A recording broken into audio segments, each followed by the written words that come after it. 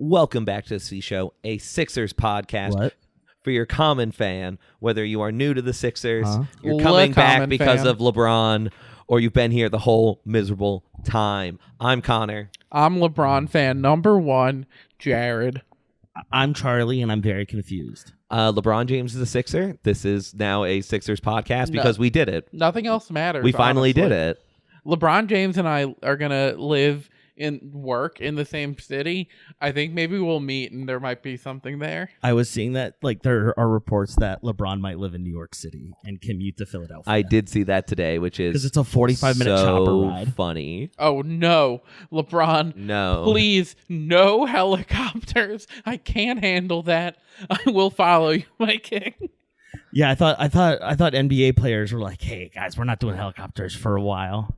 Never again. All right. So, but You can get from New York City to Philadelphia I via assumed public he would live in the transportation main line. for under $30. he should just get his own plane. I don't know. Just Taylor Swift it. I don't know. Look, I will do my best to find out where he's lived. No, I mean, never mind. Delete that. Well, look, and Believe that. just let me tell you, Joel Embiid, LeBron James, Jaylen Brown. Oh wait, we still have VJ Edgecombe. Oh wait, we still have Tyrese Maxey. They'll probably all are only going to compete in about 5 of the same games. But you know what? 'Cause They're that's- all complementary players. This is the first time a super team isn't just overlapping talents. This is going to be huge.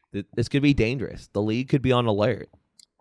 Season predictions for the Sixers, boys. 82-0.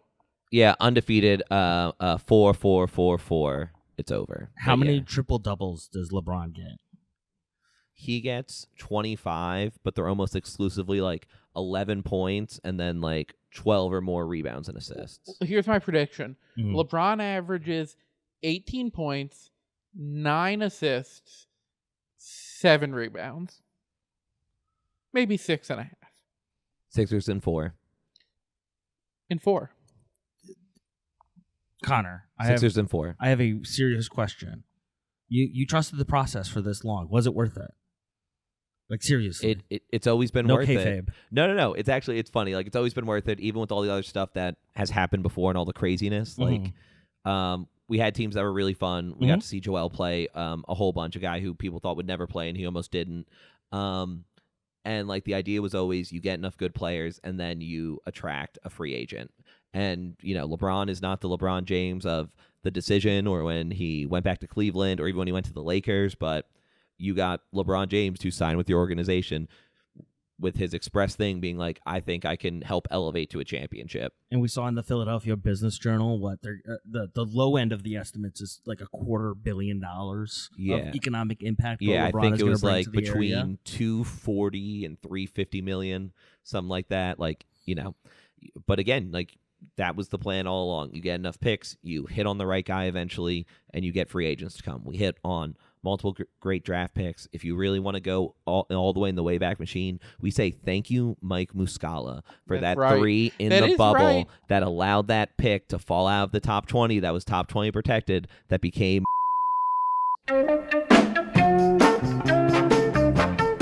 Charlie here from the future in the edit to bust Connor's balls. Now, Connor asked me to bleep that mistake that he made. Now, because I'm a good producer and especially because I'm a good friend, I did that for him. I bleeped it for you, Connor. Not a problem.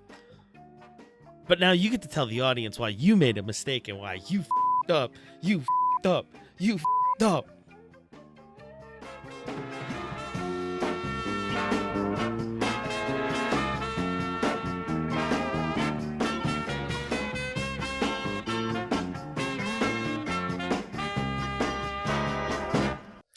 This is actually now a Mike Muscala fan Appreciation podcast.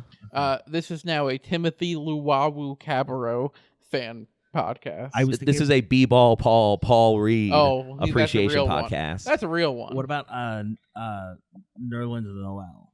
I like Nerlens. Nerlens was cool. Best stealing big man of all time?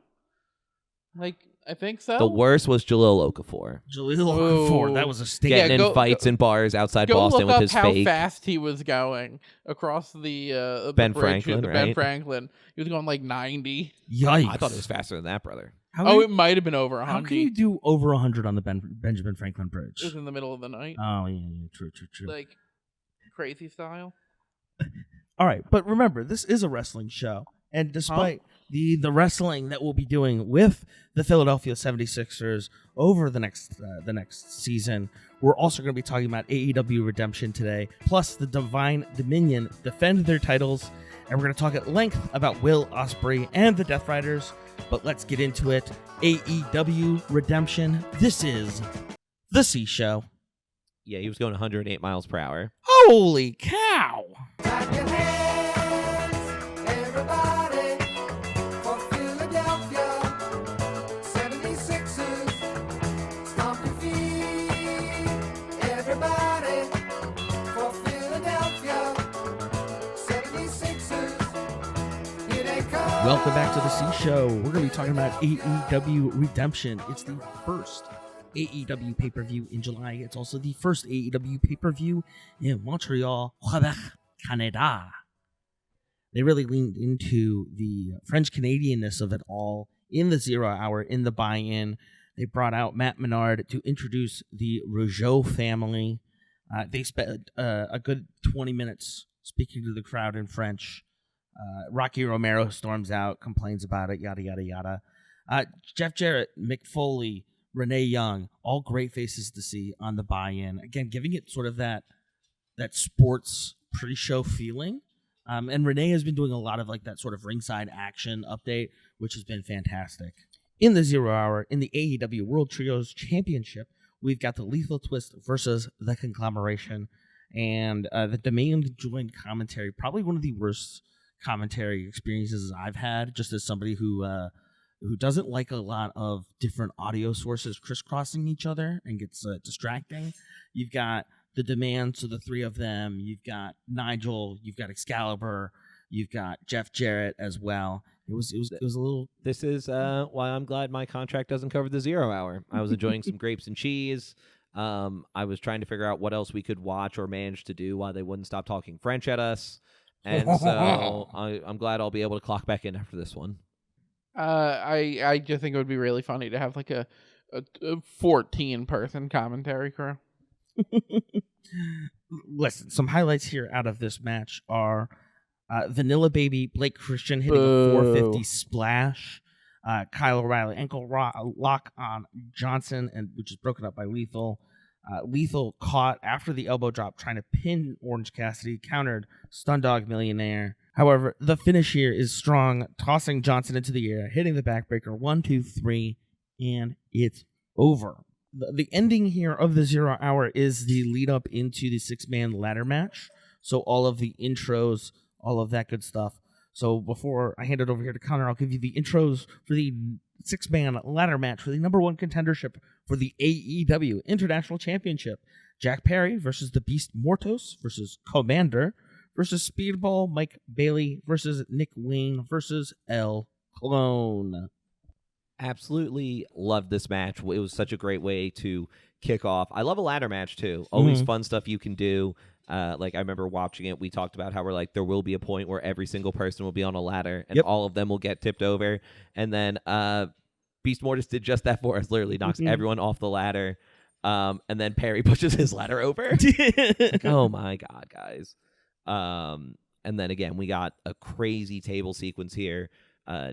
Double stomp to put Bailey through a table.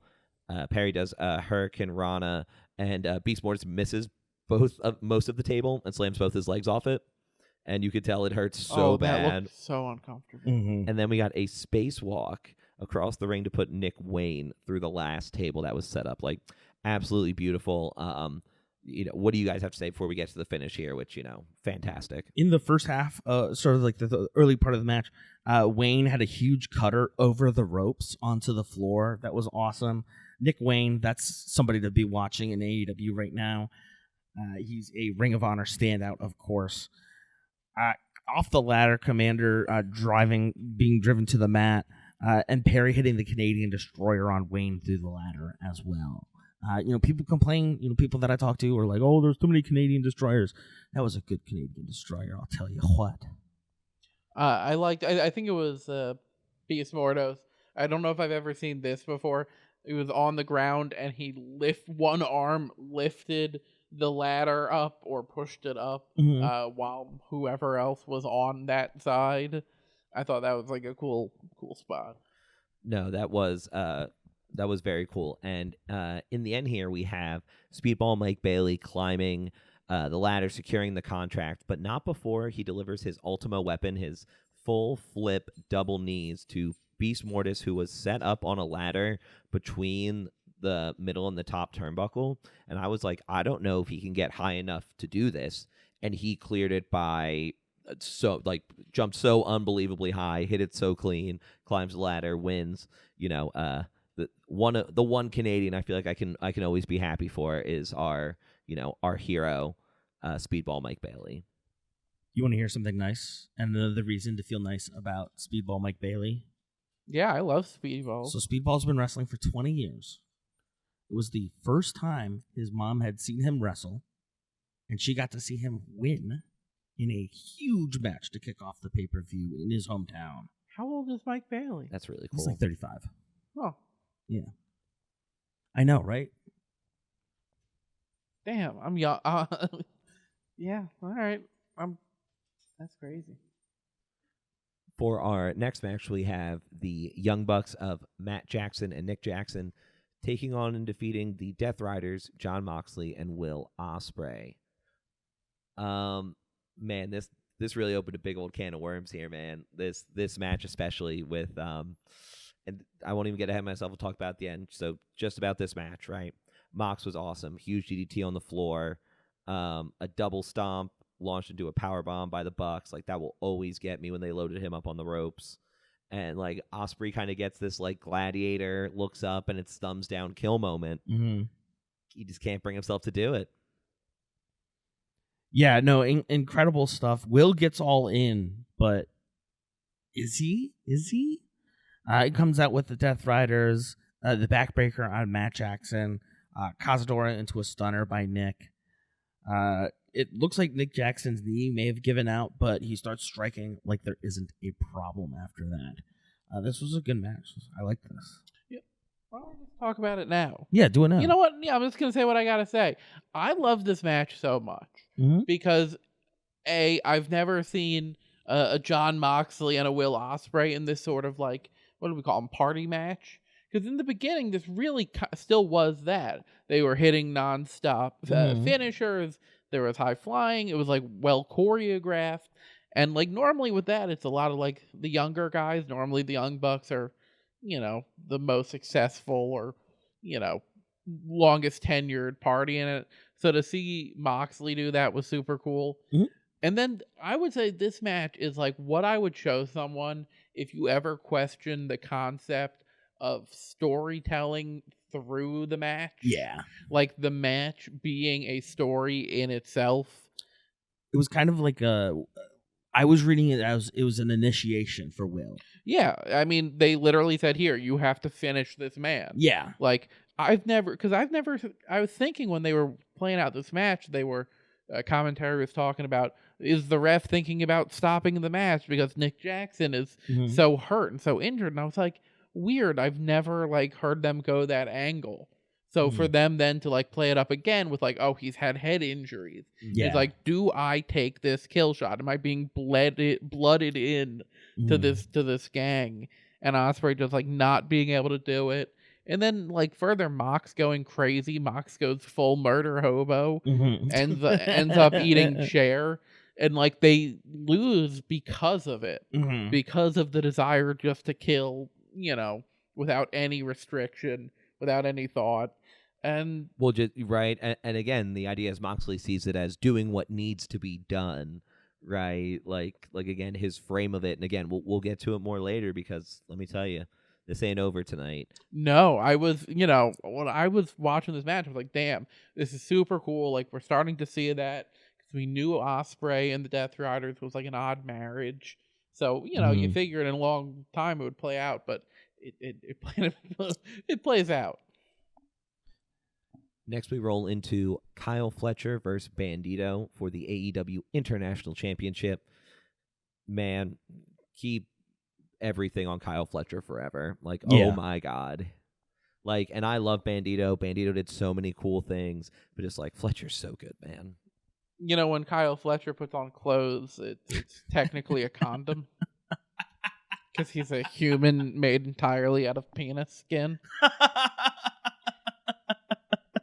One thing I really liked about the match is Fletcher does a apron powerbomb, picks Bandito up on the outside and powerbombs him on the apron. That's a move he got big heat for because he was going against Adam Cole and botched that and hit him pretty hard on the apron. And then in an unrelated episode, or even later in that episode it might have been, he gives him a concussion with a lariat. Dang. And then, that leads to one other thing that we can talk about another time about like Kyle's comments after that and some things that were said back and forth. But I thought it was kind of almost funny for him to do it here. He's like, no, I'll do it and I'll do it fine. Everyone can get over it. Like, Kyle, I felt that and I appreciate that. There's also the sheer drop brainbuster on the apron as well after that. Fletcher hits the Blue Thunder Bomb. Bandito attempts the 21 plex, nearly gets Fletcher. I mean, Fletcher keeps kicking out of all of Bandito's attempts here. Again, staggering performance by Fletcher after coming out of that injury a couple months ago. And, he does what has to be done. He takes Bandito to the top, hits the turnbuckle brainbuster. And, hard fought by Bandito. Need to see him keep bouncing around in and out these title pictures. Next, we have the Dogs, David Finlay and Clark Connors, taking on and defeating the Bang Bang Gang, Jay White and Juice Robinson. This was a double chain tag team match. So one of the participants from each team were chained to a member of the opposite team, which definitely led to some interesting and some weird kind of interactions, I would say, to say the very least. I've never heard of anything like this. It was a hoot to watch, though. At times, it made it a little convoluted, especially for me, because this was, my first time, I think, watching Jay White actually fight. And I wanted to, really see what he was up to and about. And I felt like I couldn't quite do it, but that's on me. Again, the things to do with the chain, there was one point where Jay White is playing tug of war with, I forget which one he was attached to, and it's like, because it was wrapped one time over the ropes. I believe it was Finlay. I think so. And then it's like, dude, you can just step out of the ring, step over the ropes, and then you have no restriction. But instead, they did this 30-second tug of war, pulling each other back, trying to hit each other off the chain. Very funny. Don't get me wrong, it was funny, but I just wanted to suspend my belief a little bit. So I'm like, just jump over, do it. Right. This one was funny. Juice Robinson trying to get more slack to whip. Oh my God! Who were they whipping? They were whipping Clark Connors. Yeah. He's like, I need more slack. I could only get his legs. Saying to Jay, you do the whipping. Yeah, literally, it's like you need to hit him. I don't have enough slack because he's literally trying to pull Finlay closer to the ring to get more chain. Outside of the ring. Yeah, outside the ring, so far away. There's the part where Jay White pulls the chains up on Finlay's, how do I put it, family vegetables. Jay White also just gets dropped on his forehead at one point. I was very worried for a moment. And then what ends up happening here is the match breaks down. Of course, the Death Riders are coming in and get involved. Finlay gets the shillelagh, and unfortunately, that's over. Well, you also have Austin and Colton Gunn. Austin leaping down the ramp. That was crazy. That was cool. Yeah, that was pretty intense. And then Shafir giving Finlay the shillelagh. The Dogs, of course, are allied with the Death Riders. I'd give her the old stubby shillelagh. Isn't that a thing from something? Probably. Thank you.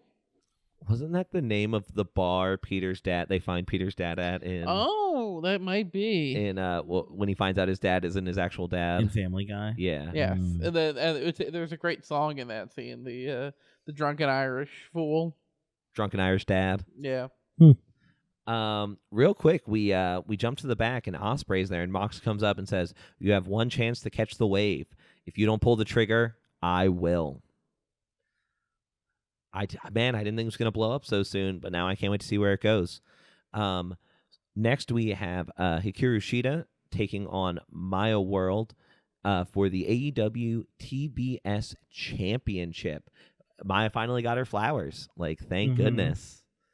She did so much great stuff during the tournament, and I'm glad that she was able to take the title and not have it be interference or something super cheesy to diminish it for her. She absolutely deserves it, everything she did for the company. No, absolutely. Stepping up when she was needed, performing like she did, and getting here to the TBS Championship against Cheetah. Incredible stuff. We did talk about this when we were watching, but the NFL draft-esque sort of, I don't want to say milking, but it's between milking and beating a dead horse. Yeah, just constant mention of, I think. Constant mention of Maya World's brother passing away and the impact of his influence on her. To a point, it feels like, okay, we get it. Do we need to? Yeah, that does not need to be a defining character trait, especially when it comes to wrestling with her. Again, I understand maybe she asked hey, can you mention my brother? I like the idea of people talking about him and all, but it's her moment. It's her right. Yeah. Fine, mention that, right? But again, everything else should be giving her flowers. She stepped up on a pay-per-view, won a title. This is huge for her. One unbelievable achievement, and to be a talking point 3 or 4 points in the match is kind of sad. Mm-hmm. Yeah, we heard it one too many times, and then we had to look into it, and then we were all sad while watching that match last night. So to make us happy once again, I'm gonna combine the phrases and say milking a horse. Jackass 2. Jackass 2. Jackass 2. So again, congrats Maya World on the first of what I'm sure will be many championships for your time in AEW. Yeah, she's only 24. She's got so much ahead of her. Next, we have Cage and Cope, Christian Cage and Adam Copeland, defeating the Death Riders, Claudio Castagnoli and Pac. They were getting after it. They were absolutely getting after it. The Death Riders immediately jump Cope. Cage still waits for his music and kind of saunters down a little bit and then decides to rush. And then there was just a point where Cage was out for an extended period and they were just beating the hell out of Christian, and it was fantastic. I'm worried about how much of Cage's injury is affecting this tag team run. If they're limiting how much Cope and Cage defend the titles because of Cage's injury, it's a little worrisome, and especially at Cage's age and considering his previous retirement already due to medical stuff.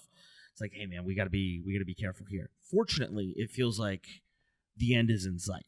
Yeah, I think last night, who was it, you or Connor, that thought that it was going to be tonight? It was me. You thought that they was going to end. I thought they held on to it this time, Mm-hmm. and then they lose it to the Bucks, which is what I'm praying for. Yeah, I do feel like that's the road it's going down. And again, that will still be an absolutely fantastic title reign from them. Again, getting to do the thing again with your best friend after 20 years. I can't even imagine, and again, hopefully both of them leave, before they get to a point where they felt physically before. I don't want to denigrate them for anything. It's a matter of competition and keeping things active. Yeah, you old ass bitches.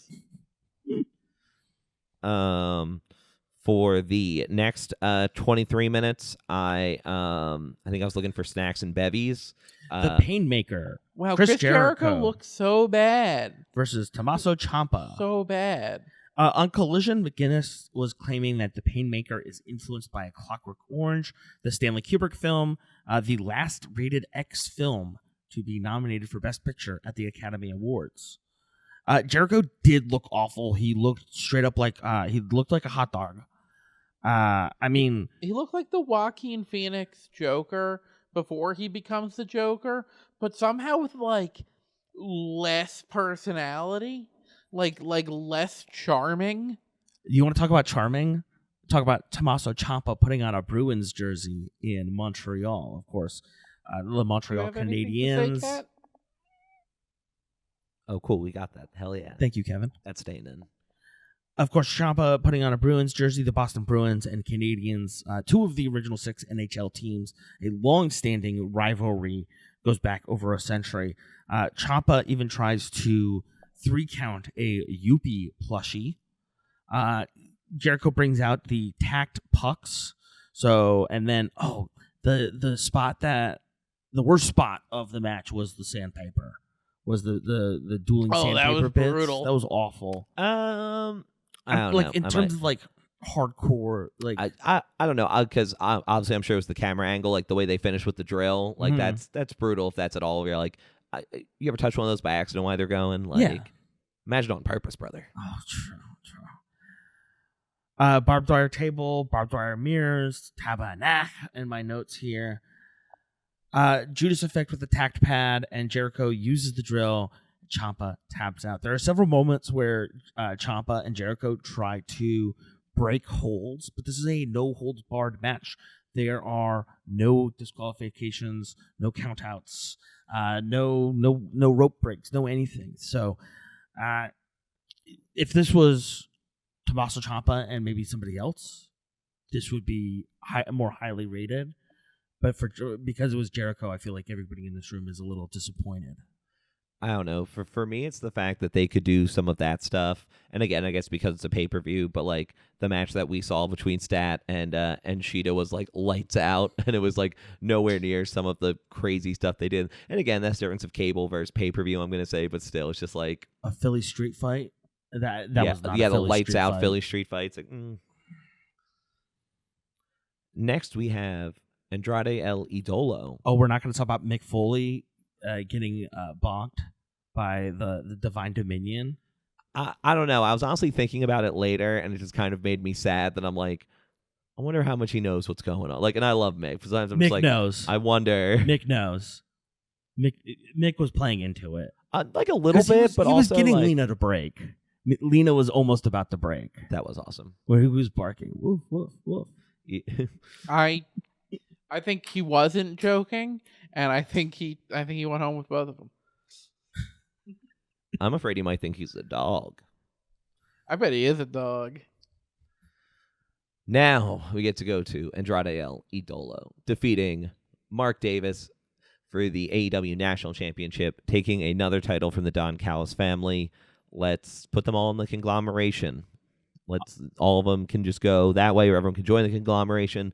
Run the Don Callis family into the ground. Andrade almost made the match of the night for us by getting that pin in the first minute, basically. This did start an hour earlier than other AEW pay-per-views, so it did start at 7 p.m. Eastern compared to 8 p.m. Eastern. And we still tapped out. We still tapped out around, like 10:30. 10:30? Yeah. It was my fault. I'm a big sleepyhead. It's all good. You had a busy weekend. However, it was reported by Fightful Select that AEW talent did appreciate the earlier start time. I think if you do the math, the show still ended before midnight still, which is pretty phenomenal for AEW, all things considered. If you're going to do it this late, you have to go back to Saturdays. Please go back to You Saturdays. either have to go back to Saturdays or you have to be done by 10:30. So I think Them's the rules. All In is going to start at like 6 or 7 UK time, like GMT. That's like midnight. Right? It's going to be like 2 or 3 p.m. for us. Oh, PM. Oh, hell yeah, brother. Yeah. Oh, yeah, baby. Oh, yeah. Oh, yeah. So we're going to get a nice afternoon start time, be wrapped up by dinner for that one. So late dinner. I'm always jealous of West Coasters during football season. The only reason I want to live on the West Coast. My only comments for this match are wish it ended right there, which I wrote right after Charlie talked about the immediate. I believe he literally hit the DM off the rip and then but didn't get the pin, and then just more pictures because Andrade came out with people, took pictures, found people in the crowd, took pictures. You know, I swear they were taking pictures of pictures at a point. I'm like, you know what? This is our guy. That's fine. I love him. I saw somebody complaining. They were like, is his entrance just bleep? And I was like, yes, he's just a ladies' man. That's what he does. I'm glad Andrade El Idolo, I'm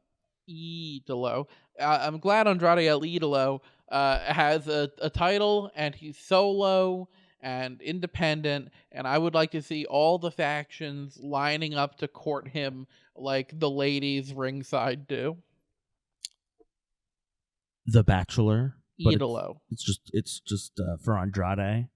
I just want to hear the conglomeration sending Orange Cassidy, and he's just like, yeah, whatever. Look, that man's too fine to wear a backpack. What when he would have some sort of like leather attaché case, You right? have to have a leather. He would have to have a Resident Evil style attaché. He would have a handsome black leather attaché. Guys, we need to stop. I'm getting too excited about bags.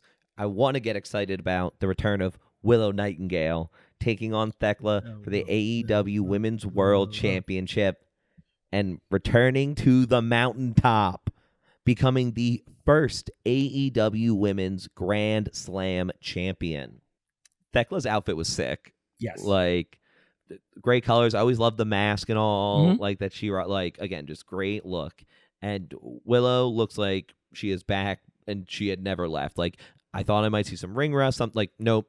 Gave an absolute dynamite of a match, moving all around, drops the straps at one point, show favorite. I'm so glad to have her back. Eats a moonsault. I love a Death Valley driver, of course. Willow countering the spear, Babe with the power bomb.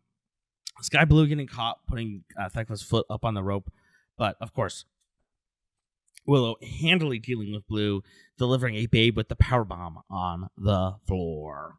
That thud was audible and quite Yes. violent. Yes, certainly. I will say, right off that distraction, we get to the finish here, Mhm. where Willow eats a spear as Thekla's going for the stomp. She counters and gets a backslide to win, Mhm. which I'm glad she won. I think it's really good for the story of her against Monet at All In, but like, have her come back from injury and have her win. Don't have her, get it on the backslide. Like, I don't care if you're trying to make Thekla still look strong or whatever else. Like, Mhm. I would rather see her, like, I would think more of Thekla if she ate 3 Babe with the power bombs and got pinned. If she ate the 2 Babe with the power bombs and got pinned on the 3rd, I'd be like, oh, Thekla's nuts. Yeah, like, that's still crazy. Thekla's nuts. It's crazy. Like, there's nothing wrong with having someone win, like, decisively, especially, like, Mhm. it was such a great opportunity of her coming back, Mhm. right? Getting put back in the spotlight, right? The semi-main here. Yeah. And just being like, we're going to blow her up. Like, we're going to make her our world champion. We're going to give her her moment right here to explode back on the scene. And you put Willow in anything, she's just going to smile and look great and just have fun. And that just translates on screen. And you could tell that she wants to be there and she wants to do this and she's having a great time. People pick up on that more than you think. And, of course, it presents itself with these championships. I think this is going to be a great championship run for Willow.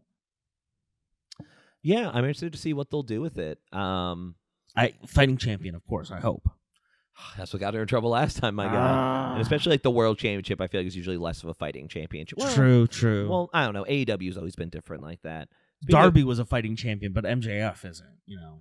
I feel like it kind of depends on who's holding the world championship at the time. What do you mean? MJF fought everyone who was worthy of fighting him. That just happens to be almost no one.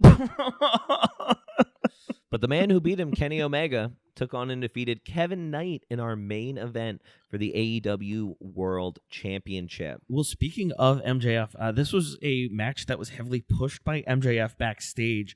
It was initially planned to be Kenny versus MJF.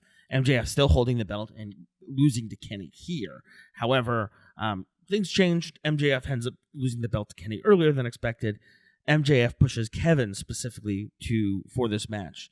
And I think the dynamic and the storytelling in this match is really interesting, where Kevin is trying to bite off a little bit more than he can chew, and Kenny is sort of, what's the term I would use? Setting the tone and reminding him, like, hey, like, this is what the big boys. You want a big boy match, you're gonna get a big boy match. Yeah, no, I 100% agree with you. It was a great match. Jet makes a great heel, and again, I hope he Yes. has his love and makeup moment with Speedball at some point. The- But he just plays every part of it so well. The crowd's chanting Speedball's better, and him just like cupping his ears to cover it out, like almost like a child. It was kind of perfect. No, I can't hear you. Exactly. And again, he still does all these crazy athletic things. So like Kenny is up against the barricade. He literally hops off one foot to get to the top of the announce table, jumps off and does his leaping clothesline. Yeah. Like in like 2 hops, like smooth, like he was skating, push, and then crushed Kenny. He had a sky high, the sit out choke slam. Mhm. That was so cool. Going coast to coast, UFO splash, of course. Yeah. You know, another guy who's going to be around for a long time and get a lot of bites at these apples, and For sure. I like those apples. Good apples. Good for Kenny Omega. I still have 10 more inches than him of Intestine. of intestine, Right. Yes. and many less inches of brain. Now, the match was over. The night was not. The Death Riders come out The doggy. to come down and handle Kenny Omega. Mm-hmm. They're trying to end this man's, not career, his life. Oh, yeah. They come down. First, it's that they're going to put his head in the chair, and Claudio's going to squish it big style. Mm-hmm. Ospreay comes down separately. He's like, hey, don't do this. Yuta tries to give him the arm and is like, hey, come over here. Like, it's going to be okay. Which, I forget who. Someone had to do that to Yuta when he was first kind of getting in. I think that boy Joseph has a great video on it that you should go look at. But Ospreay can't let it happen. You know, he has his real, you know, what are you willing to do for us, for you moment? And first he stops Claudio. Mox comes in and is like, hey, you don't even got to do it. Like, at first, and he has the bag. Mm-hmm. He has got the plastic bag, the same thing they did to Daniel Bryan way back. And he's like, all right, and he's like, actually, you are going to do this. And Ospreay goes through his emotions. You know, this is the initiation, right? Will tears up the bag, punches Mox, hits the hidden blade on Pac. Pac going with the tripod stance. Mox looks like a disappointed father here. Like, I'm not mad. I'm just disappointed. Like, why would you do this? How could this happen? And it's such a wonderful thing because, again, I thought it would go for a lot longer. I thought this kind of kill moment would be at All In against Will Ospreay. I mean, against Kenny Omega. And now it's like it's already broken. So is he going to be looking over his shoulder for the Death Riders, right? Where does this lead him? If he had this whole training, this whole new idea, this whole new mindset, where does it fall? Like, obviously, if you can't stay in line with those guys, how much can you keep what they taught you, right? Like, it it was fantastic. And then we even have another layer after that. Yeah, which I don't quite understand. I guess the way they played it is what? There's an awkward moment. Kenny doesn't realize that it wasn't the Ospreay. Yeah, I think he the way that Kenny sees it, Kenny's perspective is that the Death Riders and Will attacked him, and Will was Will led the attack, basically. Well, I don't even know if I think part of it also might be like he knows that like Will was the one who stopped them from the chair, but then all that clears down and Will has like the and bag. there's the plastic bag where it's like, oh, so like you were gonna defend me and then you were gonna get me by yourself anyway. Like Yeah, like, right, moving this whole thing up one pay-per-view does create like a little ambiguity, which is kind of cool because I want to see what they do with it. Yeah, you want that going into your biggest show of the year, like because it like the most like easy like thing to do would have been next match he loses or wins whatever, but he refuses to kill Kenny. Then the Death Riders turn on him and Kenny are just instantly friends again. But now it's like he did stop him, but also they still got beef kind of going into their own showdown. So absolutely. I like I'm sure Will try and explain himself. Kenny's going to say, I'm not going to hear it. I'm not going to fall for it again. I made back to the top looking out for myself. Like, I'm going to keep doing that. Your dreams are going to stay dreams after that. You know, like, man, there's a lot of good stuff they're going to do. And again, I'll have to say, it was a hell of a pay-per-view. I was a little disappointed by the booking of the women's matches. I think a lot of people agree with that. Outside of that, I feel like it was a strong pay-per-view. I saw some fan feedback online about people saying, like, it feels like we didn't need to do this. We could have spread this out over a couple of Dynamite and Collisions. I see that, but I also see, like, hey, this was a cool opportunity to celebrate, first of all, Speedball and, like, his rise as a singles wrestler, as well as, like, these stories with Maya World, things that are going on with the Bang Bang Gang and the Dogs. That one I was kind of disappointed by as well. I feel like that we're going to get more out of that feud. That lemon ain't squeezed yet. But I feel great about All In. The road to All In is looking good. Yeah, I bet the Dogs and the Bang Bang Gang are going to do some kind of either cage or sell. There can be no interference. Only one of us will leave, but then we'll both be back on TV next week. Yeah, well, yeah, that's how that works. And we'll be right back here on The C Show.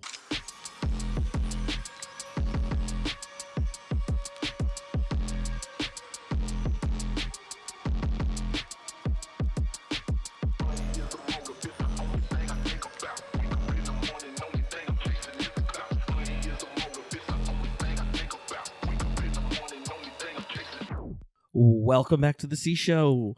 We're going to wrap up here talking about the AEW Women's World Tag Team Championship in a no disqualification match. The Sisters of Sin faced off and lost to the Divine Dominion, Lena Cross and Megan Bayne. This was an awesome match on Dynamite before we got to Redemption here.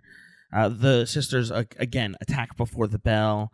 But again, the Divine Dominion show their dominance here. There are a little cracks in the shield, if you will, cracks in the armor. However, Divine Dominion still get the advantage. Cross and Blue up in the corner. Blue sneaks out. Super kick to the turnbuckle. Bayne comes in, chokeslams Blue off the apron, through the table, set up off the outside before Hart gets into a cradle hold in the ring on Bayne, and then a Divine intervention. 1, 2, 3. Oh, hell yeah. No, like you said, like we're seeing some cracks. Like someone's going to break them down eventually. I think they're setting it up to be the Brawling Birds, basically. I bet Mick Foley cracked. I was going to say, yeah, they keep bringing up the Brawling Birds, but like I'm worried that they're going to do a thing where the Brawling Birds won't get it the first time. They're going to have to lose at least once. I think so. So I'm hoping they have enough time to start something, lose, and then double down it all in. We're gonna get the first tag team. We're gonna get a tag team championship match before All In, and then they're going to do the switch at All In. Because, again, they're both British, big hometown crowd, 90,000 people blowing up in Wembley. You're going to love it. And in upcoming C-Show stuff, some show notes here, we've got some really cool upcoming shows. We'll be talking to El Terrifico and Brian Murphy from AXW. We'll also be talking about wrestling weddings in Grand Slam, Mexico. But next week, we're wrapping up. We're closing the loop on the AWA with the lost files of the AWA. So we'll be doing some match reactions, the Vern's performances in the 50s, and some AWA content, and Dale Ganger's attempts to revive the promotion in the 90s. Stories from Greg, and others. So I'm really looking forward to that. Again, just like been piecing that together, and I cannot wait to tell you about the story from Vern's funeral. Like, I cannot wait. Yeah, I'm excited. I know this is like one of your like all the topics take like, again, it's one of your babies, like going through all the AWA stuff, especially like more stuff with Gagne, especially after we've done our story time. Like, so like whenever you get excited about these, it gets me excited because I know it's gonna be all over the place. There's gonna be stuff. Again, I'm probably gonna feel like the kid in classroom, like the teacher made that up to see if I'm paying attention. But in AEW, we've got Dynamite in Detroit, Rock City, at the Masonic Temple Theater, of course. The Young Bucks are sitting down with Renee Paquette and Cajun Cope. We've also got the AEW World Trios Championship. The conglomeration will be facing off against the Demand. But I think what is most important about AEW appearing in the Motor City is the potential appearance of Alex Shelley and Chris Sabin, the Motor City Machine Guns. I would love for them to, like, again, like, it's been more than 90 days. You know, I doubt that they're done wrestling. They certainly didn't seem like they were anywhere near stopping with how they were wrestling. So, God, I hope they're back. Throw them right in. Let's get so weird. I think this is where we're going to see them pop back up. You know, especially with the Bucks, Cajun Cope, I think that's literally where they're going to pop up. We're going to see them throw the mitts up. That's what they do because they're from Michigan. I'm excited to see them. Yeah. Oh, okay. Yeah, I do know this. Yeah. And I so know they this point to their maneuver. thumb because of the Detroit thing. Yeah. It's pretty good. But it's really exciting. Anything else you guys want to talk about before we head out here? LeBron James. LeBron James. Power forward for the Philadelphia 76ers. Maxey is meant to play off ball. Look at his split stats with James Harden, VJ Edgecombe about to make the sophomore leap. This is the real deal. And yeah, you're like, Jared, weren't you a Knicks fan like a month ago? LeBron James didn't play here then. All right. LeBron James. Hey, it worked. The process said, get picks, get good homegrown guys, hit on a couple of the lottery picks. You can't win them all, and attract a big-name free agent to come play for your city. LeBron James came and is playing for damn near, if not the veterans minimum, to help us win a championship. Sam Hinkie, I love you. R.I.P. Sam Hinkie. You got to trust the process, just like we do here on The C Show. Of course you like The C Show. Make sure to subscribe, rate, review, and share it with your friends. Support the show directly at ko-fi.com/cshowpod. $5 a month gets you access to the Discord and the C Show archive, plus priority for topic research. Thanks to supporter Stu for being our first member. Follow us on social media. We're on Instagram, TikTok, Blue Sky, Facebook, Twitch, and YouTube at C Show Pod. Have a question for the boys? Send an email, cshowpod@gmail.com. Thanks to our friends Amir, Patrick, and Justin for their assistance. The C Show is a production of 832 Media. Thanks again for tuning in, and we'll be back next week.